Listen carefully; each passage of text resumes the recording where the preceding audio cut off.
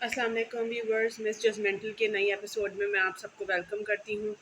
اور آج میں جس بارے میں بات کرنا چاہ رہی ہوں وہ انتہائی ایک اندوناک واقعہ ہے جو آج پاکستان کی شہر فیصل آباد میں پیش آیا ہے۔ وہاں پر دو مسیحی بھائی تھے جن پر الزام لگایا گیا کہ انہوں نے نعوذ باللہ قرآن کی بے حرمتی کری ہے۔ اس کے بعد ایک احتجاج کا ایک سلسلہ جو ہے وہ شروع ہوا۔ پھر وہ احتجاج جو ہے اس کو کرتے کرتے وہ کافی سارے جو ہے وہ کلیسا گھر اور بہت ساری بلڈنگز جو کرسچنس کمیونٹی کی تھی ان کو جلا دیا گیا۔ بات یہ ہے کہ اگر انہوں نے قرآن کی بے حرمتی کری ہے تو ان کو سخت سے سخت سزا ملنی چاہیے۔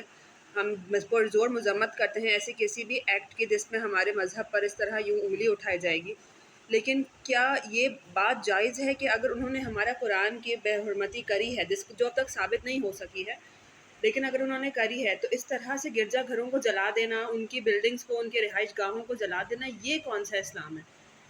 یہ تو ہمیں اس طرح کی تو تعلیمات ہمیں نہیں دی جاتی کہ آپ جو ہے اس طرح وائلنس پھیلائیں۔ اسلام تو ایک امن پسند مذہب ہے، وہ تو ہمیں امن کی تعلیم دیتا ہے۔ جو بھی یہ پروٹیسٹ کر رہے ہیں، جو بھی پروٹیسٹرز ہیں، مجھے ان کا غصہ بالکل سمجھ میں آتا ہے۔ اگر کسی نے بلاسفیمی کری ہے، کچھ ایسا کام کیا ہے تو اس کو سخت سے سخت سزا ملنی چاہیے جو کہ ہمارے لاء کے مطابق ہے۔ لیکن اس طرح قانون کو ہاتھ میں لے کر ہم دوسروں کے گھروں کو، ان کے جگہوں کو، ان کے جو بھی ان کی پریئر ہومز ہیں ان کو جلا دیں، ان کے گھروں کو جلا دیں، اور دو لوگوں کے کیے ہوئے کی سزا پوری کمیونٹی کو کیوں دیں؟ ہم کسی پوری کرسچن کمیونٹی کا جو وہ عبادت گاہ ہے نا، وہ صرف ایک یا دو لوگوں کی تو عبادت گاہ نہیں تھی۔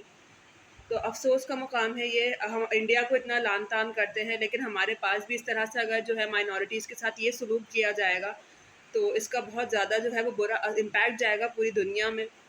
اگر کسی نے بلاسفیمی کری ہے اس کو بالکل لاء کے تحت سخت سے سخت سزا ملنی چاہیے، اور جن لوگوں نے اس طرح کے جلاؤ گھراؤ کیے ہیں، کلیسا گھروں کو جلایا ہے، ان کی بلڈنگز کو جلایا ہے، ان کے خلاف بھی سخت ایکشن ہونا چاہیے۔